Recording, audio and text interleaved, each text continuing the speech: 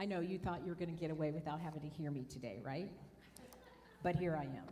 And it is my pleasure to introduce Mark Wilds. He is the Associate Director of Suncoast Youth for Christ. And he has a little bit of a connection to Calvary Baptist because his father-in-law, and mother-in-law, I should say both, are Bill and Priscilla Stuthers. So Bill's daughter, Katie, is his wife. Did I forget anything? No. Okay, and he'll fill you in on the rest of it. Awesome. Welcome. Well, good morning. That's a good morning considering the Seattle weather that we've all been dealing with, so I apologize. It's good to be among friends this morning, and the last time that I remember being anywhere near this stage that they gave me permission to be up here was when I got married here 20 years ago, June. And so we've got a long, rich connection with Calvary. We appreciate the faithful support at Youth for Christ, and just wanted to share a little bit about who we are. That's our family there. And we've taken out the name of the other church that we go to down the street, Lakewood Ranch Baptist, but that's, of course, Katie, formerly Stuthers, and our oldest, Ethan, who is now 11, Liam, who is 9, Grant,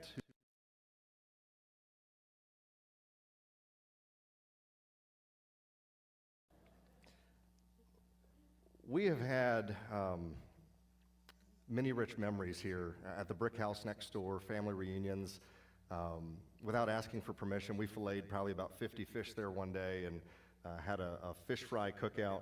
And last week you had a chance to hear from my father-in-law, Bill Stuthers, and Miguel from Baseball Chapel Ministries. And Jenny Cronkite had mentioned to me that when the missions committee was looking for possibly a recommendation to preach, that Bill had said, oh, you should talk to Mark.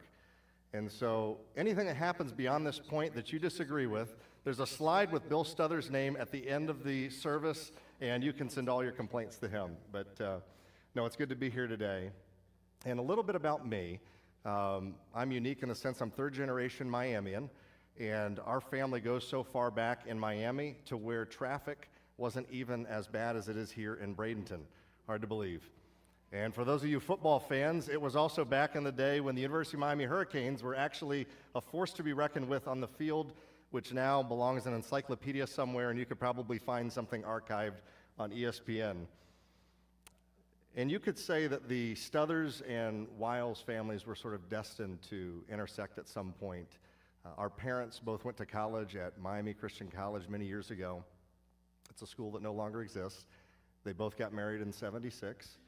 And after Katie's parents had served faithfully here for what I believe was about 7 years in that youth pastor role and went on the mission field to the Dominican Republic, my parents started becoming faithful prayer partners and supporters of the Stuthers family. And so for years, when they would come back on furlough and do a brunch at our house, I got to know Katie as I was growing up. And believe it or not, we used to not like each other.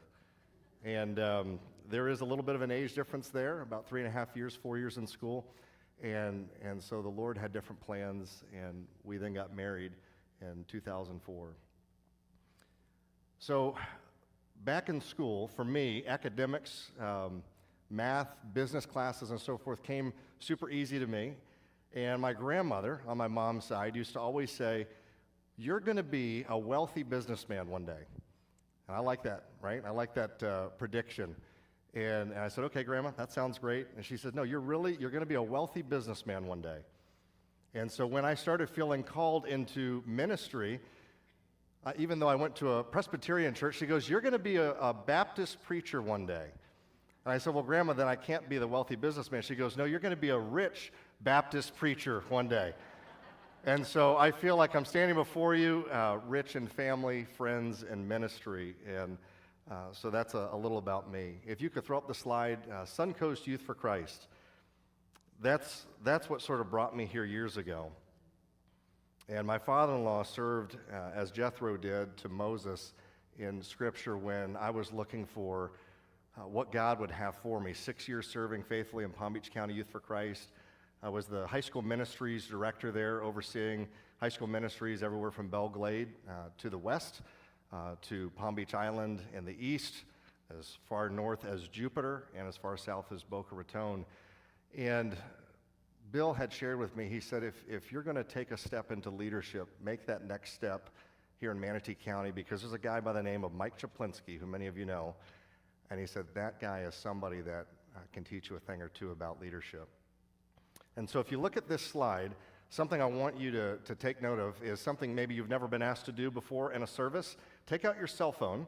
I know that for some, this is maybe not technology is super easy, but for others, if you would just scan that QR code. I'm not going to spend a lot of time on Youth for Christ ministry this morning, so much as diving into some of the messages I'd like to share with you. But that'll take you to our website. You can look it up and see more about what we do at another time. But also, a second thing is take a look at those 3 rings, those 3 circles. They're called concentric circles that intersect. And I want you to take a mental image of those throughout the sermon, reckon back to those 3 circles. And what they stand for is Youth for Christ. It's not a program, it's not a system of theology or of evangelism, but Youth for Christ does something they call 3-story evangelism, and it's simply sort of what we believe to be a lifestyle evangelism, where those 3 circles represent your story, the story of the student that you're ministering to in God's story, and at some point, they should all intersect. And your verse for the conference this month is 1 Chronicles 16:24. Love that verse because of its first word. Declare his glory among the nations, his marvelous deeds among all peoples. Let me read that again. Declare his glory among the nations, his marvelous deeds among all peoples. And so in that, as you've heard from your own pastor, we have a calling as a Christian family. The Christian faith is a calling. It's a mission faith, a missionary faith, and we're to declare that faith. And the slogan behind me, the heartbeat of God. Missions is the heartbeat of God. Absolutely love that. So this morning we're going to take a look at a scripture. It's a longer one, Deuteronomy chapter 6. This may seem like an unlikely place to share a message on missions, but I hope you'll track with me and see why it is so important. Deuteronomy 6, Old Testament. Oftentimes you hear the Old Testament's not relevant, spend time in the New, but the Old Testament is so relevant to our faith, and it's also relevant to missions. Stories is sort of that word that came to me a couple months ago when Jenny first asked if I'd be willing to preach. And sort of the word that's been the meditation of my heart these past couple months. And if I could sum up this entire message, if you walk away from today with one thing, it's just to remember the word stories. And we're given a beautiful one in Deuteronomy 6. Deuteronomy, if you don't already know, was authored by Moses. It was sort of what you could call this book his farewell letter to the Israelite people. He was not going to be traveling with them into the promised land, and so he was writing to them sort of a farewell, sort of a remember this. And the events described in Deuteronomy take place primarily around Mount Sinai, the Sinai Peninsula, and it's a special story for me in the sense that Mount Sinai, I always talk to our students after we come back from a student retreat or summer camp, and you've ever heard the phrase, you come back and you have sort of a camp high. You've sort of had a mountaintop experience. I don't know of anybody else that had a more literal mountaintop experience with our Father than Moses. And yet Moses did what many of us have done after a mountaintop experience. He comes down off the mountain and returns to a people that didn't also share in that experience. And it's sort of a how then should I live moment. And that's so much of what our teens go back to. They might have encountered God, but they're coming back down off that mountain, and they're still coming home to a broken family and broken relationships. And even in verse 4 and 5, it's a famous couple verses in Scripture, particularly special in Judaism. It's called the Shema. And it's a reference that you'll see later as we get into it. But let's dive in. Deuteronomy chapter 6. I'll start in verse 1 and take us through the end. It says, "Now this is the commandment, the statutes and the rules that the Lord your God commanded me to teach you, that you may do them in the land to which you are going over, to possess it, that you may fear the Lord your God, you and your son and your son's son, by keeping all his statutes and his commandments, which I command you, all the days of your life, and that your days may be long. Hear therefore, O Israel, and be careful to do them, that it may go well with you, and that you may multiply greatly, as the Lord, the God of your fathers, has promised you, in a land flowing with milk and honey. Hear, O Israel, the Lord our God, the Lord is one. You shall love the Lord your God with all your heart, with all your soul, and with all your might. And these words that I command you today shall be on your heart.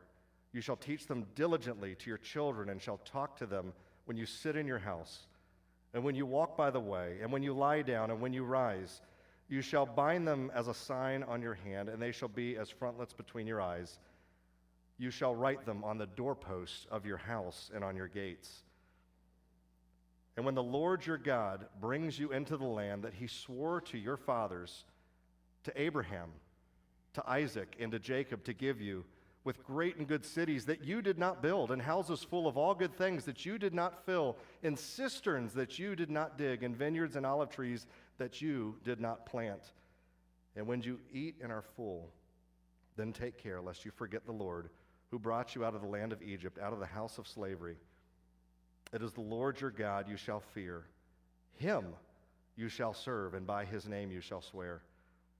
You shall not go after other gods, the gods of the peoples who are around you, for the Lord your God in your midst is a jealous God, lest the anger of the Lord your God be kindled against you, and he destroy you from off the face of the earth. You shall not put the Lord your God to the test, as you tested him at Massah. You shall diligently keep the commandments of the Lord your God and his testimonies and his statutes, which he has commanded you. And you shall do what is right and good in the sight of the Lord, that it may go well with you, and that you may go in and take possession of the good land that the Lord swore to give to your fathers, by thrusting out all your enemies from before you, as the Lord has promised. When your son asks you in time to come, what is the meaning of the testimonies and the statutes and the rules that the Lord our God has commanded you? Then you shall say to your son, we were Pharaoh's slaves in Egypt, and the Lord brought us out of Egypt with a mighty hand. And the Lord showed signs and wonders, great and grievous, against Egypt and against Pharaoh and all his household before our eyes. And he brought us out from there, that he might bring us in and give us the land that he swore to give us and our fathers. And the Lord commanded us to do all these statutes, to fear the Lord our God for our good always, that he might preserve us alive as we are this day. And it will be righteousness for us if we are careful to do all this commandment before the Lord our God, as he has commanded us. So thinking about stories, that's an incredible story. And I would put three things out there to you today, the first of which, stories serve a purpose in missions and in ministry, and that stories give us perspective. So imagine you have a son or a daughter, and they're a teenager, right? And teenagers don't always make the best decisions, but they asked to borrow the family car one day. And they go out and they said, Mom, Dad, I'm going to be home, 10 o'clock, sounds good. Going to a very wholesome movie, having a very wholesome meal, having a very wholesome time. And yet, 10 o'clock comes and goes. 10:15, 10:30, your phone rings, and it's a police officer. They say, there's been an accident. Now, if you fast forward to as you maybe show up at the scene, you unpack the situation that night, I want to offer to you that stories give us perspective, and that your mindset about what happened that night is going to look very different if your son or daughter was drinking, got drunk, speeding around, no recollection of the events, lost control of a vehicle, smashed into a tree, smashed into another car. Thank God they're okay. Thank God there's not serious injury, but that's going to do something in your psyche to how you deal with that. Versus your son or daughter is doing what they said. They had the wholesome dinner, they watched the wholesome movie, they were spending good time with their friends, and while at a stoplight, a truck lost control in the intersection and smashed into the car. Makes a difference, right? Stories give us perspective. And I would even offer up to you that stories give us perspective about statistics too. It's easy in the line of work that I do to look at a student, especially if you're not used to the ministry that we do, and you see the outside. They come to us with gun charges, having been incarcerated. And you look at the stats that you read through. The America First Policy Institute shares some of these. Father absence as a predictor of violence is robust for both male and female. 70% of juveniles in state-operated institutions come from single-parent households. Individuals from father-absent homes are 279% more likely to carry guns and deal drugs than their peers. In a study of 75 juvenile delinquents, 66 experienced fatherlessness, 20% had never lived with their father, and 25% had an alcoholic father. 71% of teachers and 90% of law enforcement officials state that the lack of a parental supervision at home is a major factor that contributes to violence in schools. 75% of adolescent patients in substance abuse centers are from fatherless homes. And I'll leave you with this. Around 2.7 million children in this country, 2.7 million, have at least one parent in prison. And so knowing a student's backstory is important, and we see in Deuteronomy 6, Moses sharing with the Israelites, in a sense, don't forget the backstory.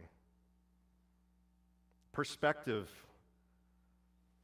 looks a lot like what we see in these verses.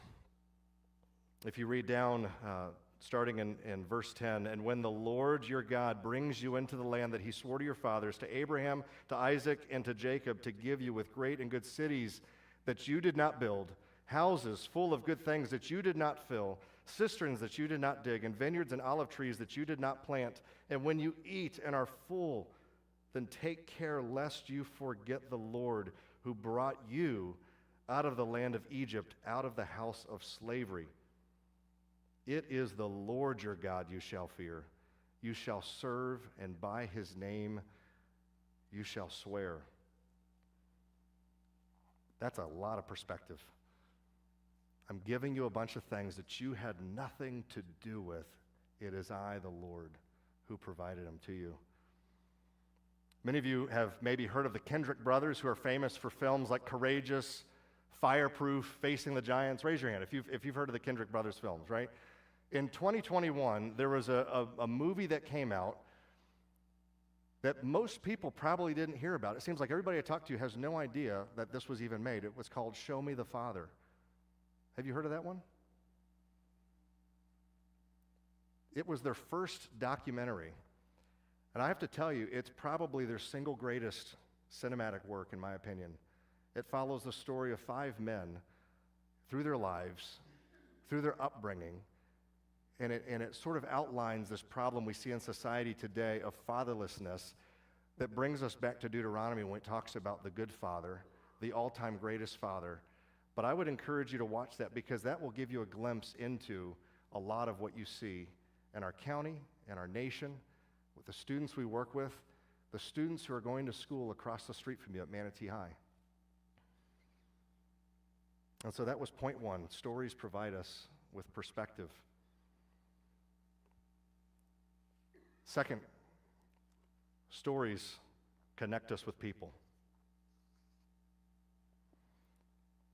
I like the meaning of word, the definitions of words matter in this day and age when things are up for debate and definitions seem to change very fluidly, and it seems like no one cares what always used to be. They want to know how it can progress to the next thing, this evolution of words, of meanings.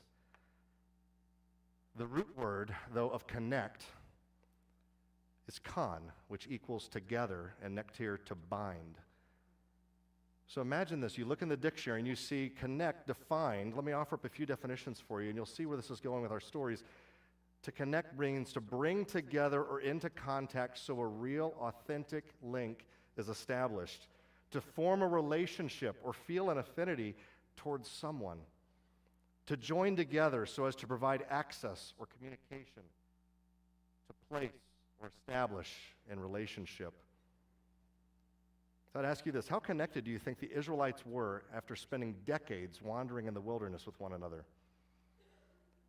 I would say pretty connected. That was a story that they lived out together.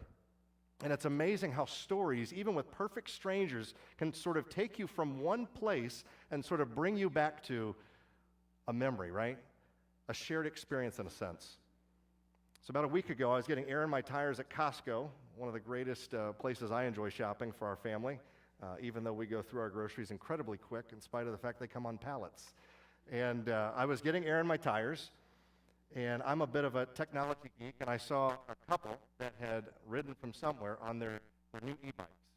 Now, many of you guys might have an e-bike, but these were really cool because they looked like motorcycles. And since I'm not allowed to own a motorcycle till our kids are grown, I thought, that's the e-bike I would like to get. And so as they're, putting chains and stuff around them to a light post next to where I get the air, I just happened to start talking with them. I've gotten air in my tires many times at Costco, super easy. I can do it sort of with my eyes closed. Just say, hey, how are you guys doing? Great. We get to talking. Turns out they've got their fifth wheel, parked across the street somewhere, and they're camping. We get to talking some more, and I said, oh yeah, my parents love to camp. They have an RV. They've got a tow-behind vehicle that they go with them, but I like this. I like this electric motorcycle. I would want to get one of these. And then we start talking about where they're from, and it turns out the gentleman used to be stationed at Homestead Air Force Base years ago, and I go, there's the connection. I grew up down in Homestead. Start talking about the names of streets and things that you can do in Miami, and instantly getting air in your tires at Costco with a couple who's camping across the street, sharing a story brings an instant connection. Unfortunately, on this side of the state, you didn't have to deal with Hurricane Andrew, but you've had other hurricanes. And how incredible is it that after you've gone through something, a shared story, it seems like gated communities are no longer gated. People are no longer hiding in their homes. They're out and about. How can I help? How was the damage in your area? Do you have a tree that's fallen in your yard? I've got a chainsaw back home I can help you with. And stories have an interesting way of connecting us. In ministry, many of you guys might be familiar with the group Palmetto Build. Jim Corbett is part of that group. And I remember being invited to speak at the Palmetto Youth Center years ago after I first got here in 2014. And Jim called and said, do you ever speak to outside groups? I said, yeah, absolutely. And he says, would you be willing to speak? Sure. He says, would you be comfortable speaking to an audience that is predominantly urban? I said, yeah. He says, I have to tell you, most of the students are African American. I said, awesome. What they didn't realize is as I'm sharing that night, and at the end of the evening, Jim comes up to me and says, these boys were so quiet, you could hear a pin drop in here. He says, they showed such respect for you. I had no idea about your story. And so part of my story, going back to Miami, I've dealt with gang violence.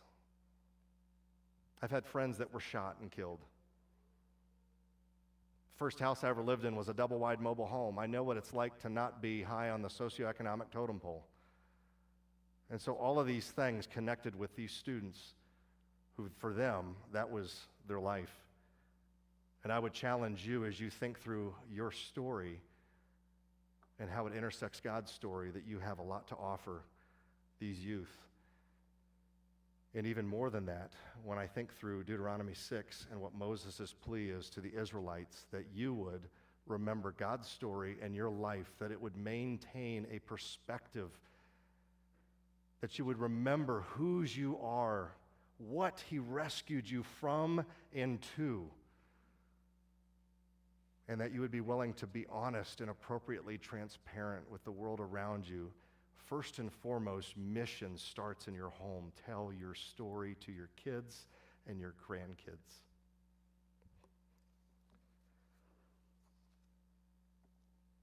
Third thing,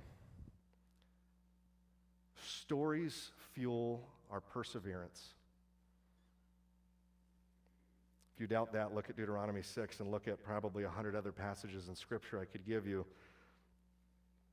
Verse 20, Deuteronomy chapter 6. When your son asks you in time to come, Because this is assuming there's going to be a lot of time that passes, and there's going to be some forgetting that goes on in that time. Your son asks, what is the meaning of the testimonies and the statutes and the rules that the Lord our God has commanded you? Then you shall say to your son, at one point, we were Pharaoh's slaves in Egypt. We weren't free, we were slaves. You're too young to remember. In fact, maybe you weren't even born, but we, your mother and I, your grandparents, we were slaves in Egypt. And yet the Lord brought us out of Egypt with a mighty hand, and the Lord showed signs and wonders great and grievous against Egypt and against Pharaoh and all his household before our eyes. And he brought us out from there that he might bring us in and give us the land that he swore to give to our fathers. And the Lord commanded us to do all these statutes, to fear the Lord our God, for our good always, that he might preserve, key word, that he might preserve us alive as we are to this day. And it will be righteousness for us if we are careful to do all this commandment before the Lord our God, as he first commanded us. The Lord was faithful then. He's faithful now in this moment. He's faithful forever. His truth in this book we call the Bible is inerrant. It's infallible. And that is one of the consistent things that you find through the themes, is a consistent God who rescues, who loves fiercely, and who constantly shows up.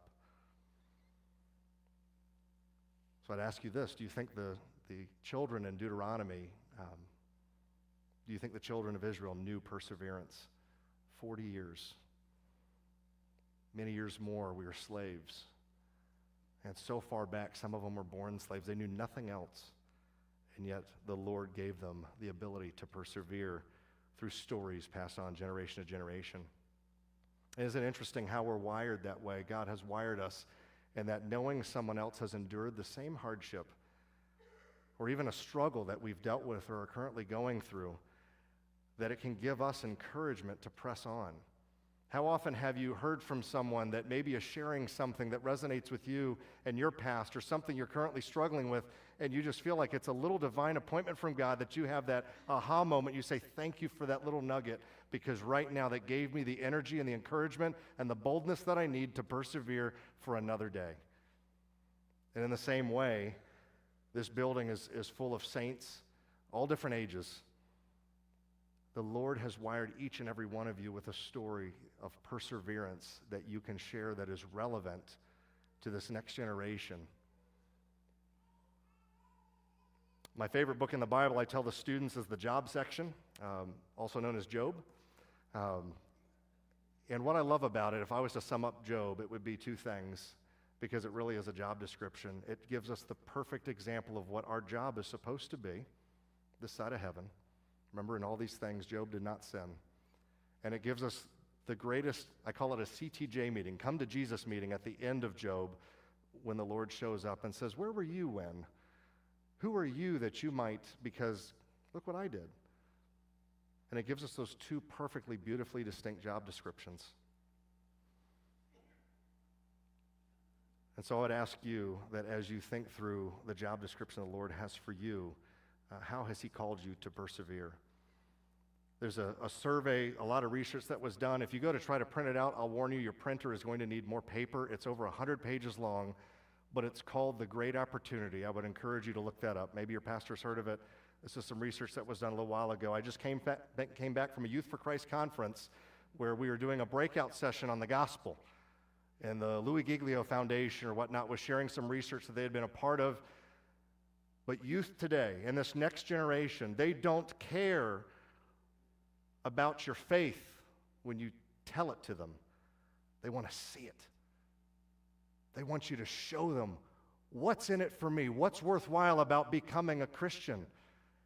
And I'm not saying that evangelism explosion, the four spiritual laws, all these ways that we've been raised up to share the gospel are irrelevant. I'm not saying that at all. I'm simply saying your story, how God has crafted you and created you and what he's called you to, these students, these young people today, and it's called the Great Opportunity because what it postulates is there's a chance that 20 million of these youth would come to know the Lord as their Savior if we would be activated and be willing to be appropriately transparent, because they don't want to just hear about a faith which they feel has not given them enough to say this is worthwhile, but they want to see it lived.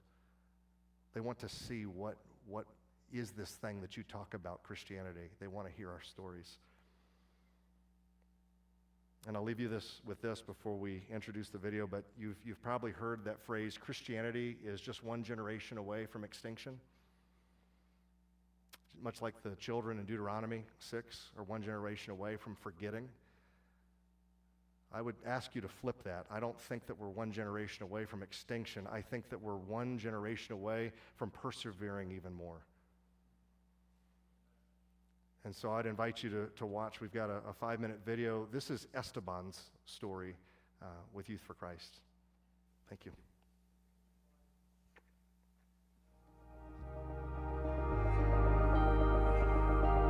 What's hard about growing up is probably like the pressure that social media puts on you and the pressure that everybody else puts on you.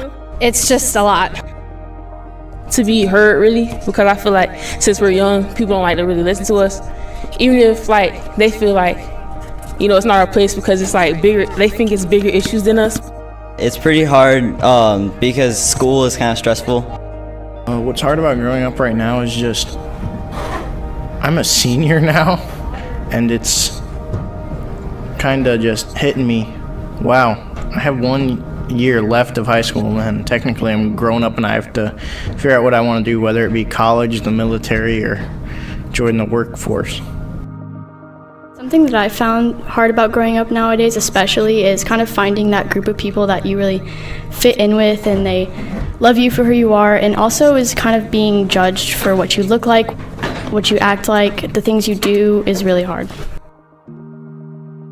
I think the only thing that's hard is trying to figure out where you fit in, whether it's like a social group or even like a friend group.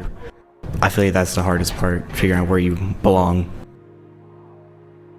My name is Carlos Fernando Portillo, and I am the 180 House Director in Bradenton.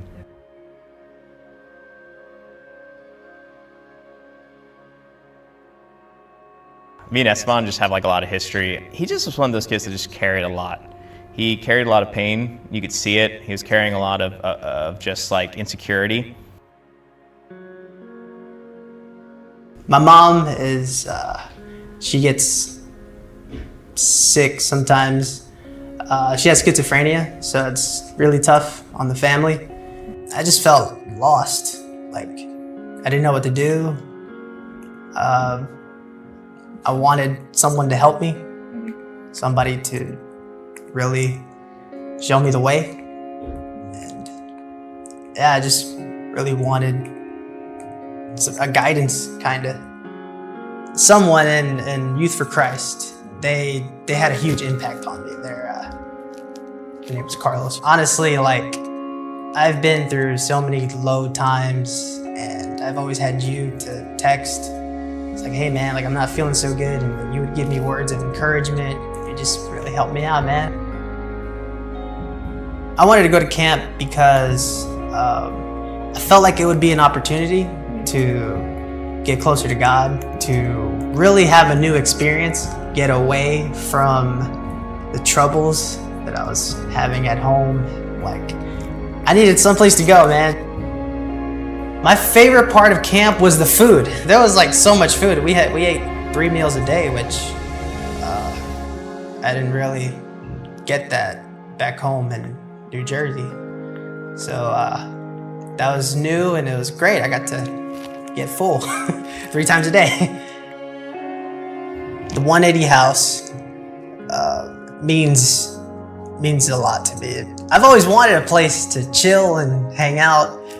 So like the fact that you guys are doing that for these students, that's so cool. That's awesome. So like I appreciate what you guys do, especially like Carlos. Carlos, you know, he's a great guy. He's helped me out a lot, and I know he's involved in the 180 House. So if he's there, I know he's going to do a great job with those students.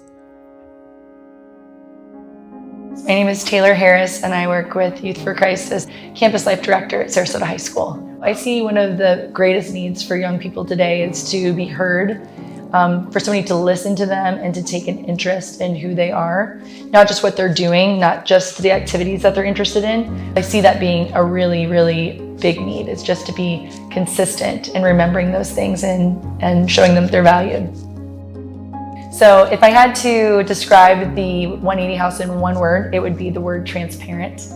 The reason for that is I think our doors are open, our hearts are open. We want to be transparent and clear with who we are, what our stories are, and the more that God exposes my heart and my life, it creates a desire for me to know your heart and your life. A lot of people ask you to be open and honest, and then there's maybe some sort of repercussion for doing that.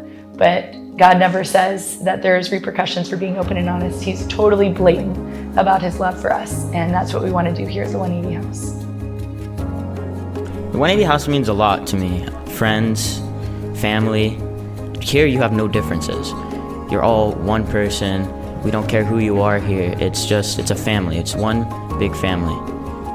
The 180 House is a family. It's somewhere that I've been accepted and somewhere to talk and hang out with everyone. The 180 House is definitely a safe place for me to just kind of be myself and spend time with the people I love, spend time with people that love me for me, and I can really just be myself and just have no worries about what people think about me.